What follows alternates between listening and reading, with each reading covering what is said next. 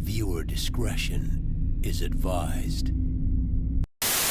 I will give Coors Field credit. In 27 years, at least, they haven't changed the name once. It's your standard HOK Sport/populist retro classic, but with bricks. It's well known that this is the only park where the balls, giggity, are cooled in a fridge before the game to keep the amount of homers down. But since the field area is also huge, they give up a ton of doubles and triples. Additionally, the Rockies give up a lot of talent to other teams in the league. Mile High Stadium, Denver, Colorado. Though only serving as a Major League Baseball venue for 2 seasons, Mile High Stadium was primarily a football stadium that got thrust into action out of necessity like a Plan B pill. What was crazy about the configuration was the east side stands would actually be pushed out, making it possible for the full-size baseball field to fit inside the stadium. However, this clever expansion technique made the arena look extremely odd, with a random seating area that worked for football just floating on the south end / right field bleachers. By the time the Rockies were shoehorned into Mile High, it was showing signs of its age, lasting only 7 more years after for football only. It's now the parking lot for the new stadium, but hey, back in the 90s, the MLB joined the Mile High Club. Dinger, Colorado Rockies. The Rockies made their mascot a dinosaur because they found fossils at the digging site of Coors Field. Dinger, who was in the news last year for nearly starting a fight because his name sounds somewhat like a racial slur, is a major asshole. He looks like BJ from Barney and Friends' abusive alcoholic father. He may have fooled most of you, but not me. Grade B-, Colorado Rockies. The high point, no offense to Josh Gordon, of this shitty franchise's existence was sneaking into the World Series in 2007 just to get swept. Why would any great player want to play here? You could put up Babe Ruth numbers and it would be credited to Coors Field, and it wouldn't be completely wrong. I know Colorado is hell for pitchers because of the altitude, but Jesus, the best pitcher this team has had across 30 years is either Ubaldo Jimenez or Kyle Freeland. It's gross. Dinger, the dinosaur mascot, makes no sense either. Fuck him. When you look at free agency in baseball, there tends to be a lot of buyer's remorse, don't you think? Take Chris Davis's big contract in Baltimore, which turned out to be such a disaster that he was told to leave the team and suffer an exorbitant buyout of said deal. One that the O's are going to be paying for a long time to come. And the Angels are known for this sort of thing. Anthony Rendon? You think Artie regrets pounding the table for him yet or what? But here's the thing with most bad deals. There's an understanding of what teams were trying to do with them. Baltimore felt Chris Davis was going to maintain form after a career season. The Angels wanted a third-rate bat to complement Trout and Ohtani. But then you get to what the Colorado Rockies believed would help them win a few years ago. As I was saying, the Rockies.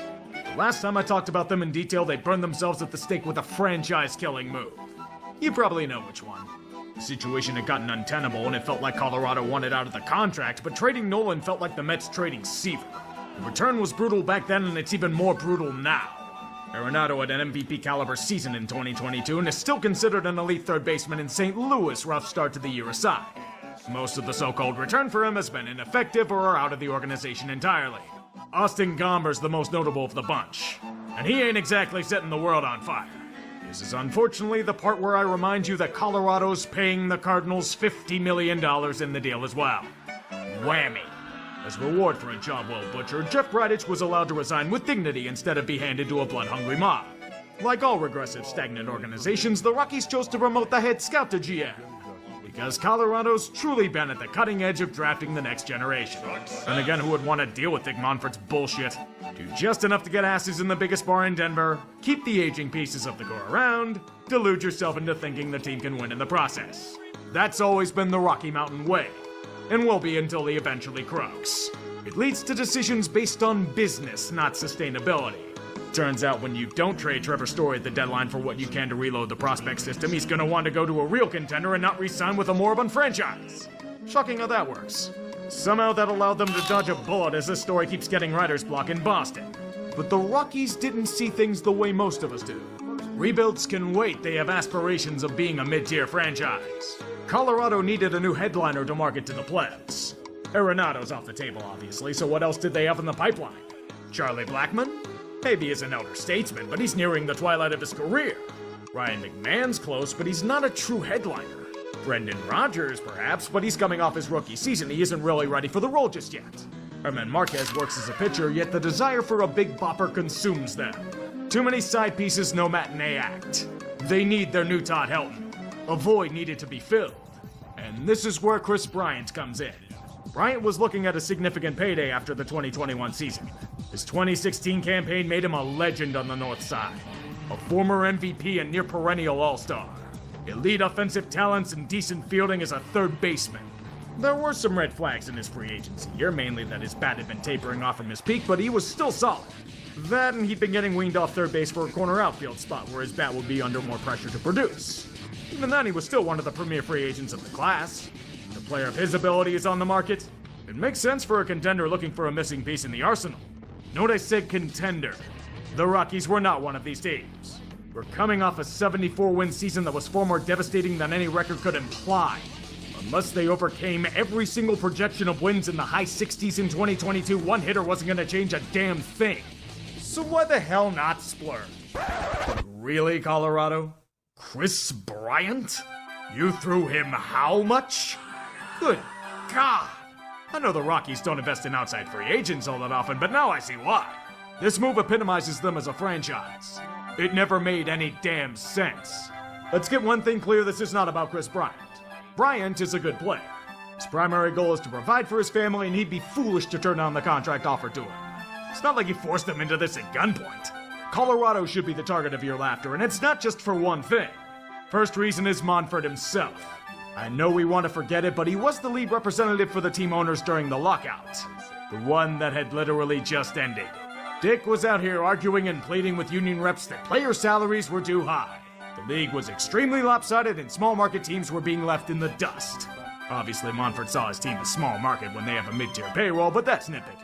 What isn't is the fact that once the lockout ended, he ended up crying wolf. Bryant was signed by him immediately after. For what some say was $50 million too much. The dude's delusional.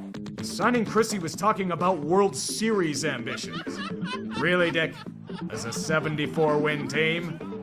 Can't even get the fucking 500 ball! Which he also boasted about last season. That was a 100-loss campaign. Look, when the GM wanted a guy out of college, he'll make an offer he can't refuse. Even if it is in a situation where he doesn't really fit. This is why I call Bryant not Nolan Arenado with the Rockies. Because it's obvious they were merely chasing a big name regardless of position. You'd think that they'd try Chris at third base since they're trying to clone Nolan's production, but they were planning to play him in left field. A position that he's not optimized to play.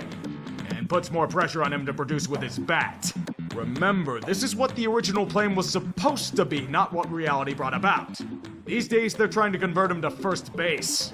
And that's in a platoon role where he DHs the rest of the time.